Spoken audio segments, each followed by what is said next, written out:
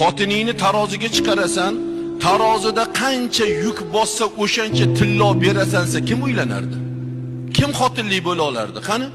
Eng yengil xotin 45 kilo bo'lib tursa, 45 kilo tillo ber kim uylanadi? Hech kim uylanmaydi. O'shaning uchun arzon narxda baholab qo'ydi, lekin qimmatbaho ne'matni berdi.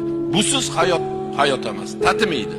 Xotiningiz olgan kuningizdan boshlab uyingizda tekin qorovul, xotiningiz olgan kuningizdan boshlab tekin oshpaz, xotiningiz olgan kuningizdan boshlab tayyor sipiriqchi, xotiningiz olgan kuningizdan boshlab tayyor bolalarni tarbiyachisi, kirlaringizni yuvib beradigan, oq yuvib oq taraydigan.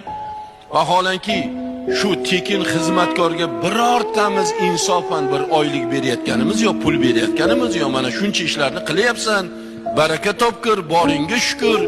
Mana shu ishlarni baribir boshqa odamga qildirganda ham men pul ham berardim, lekin sen shuni tekinga qilyapsan, berayotganimiz yo'q.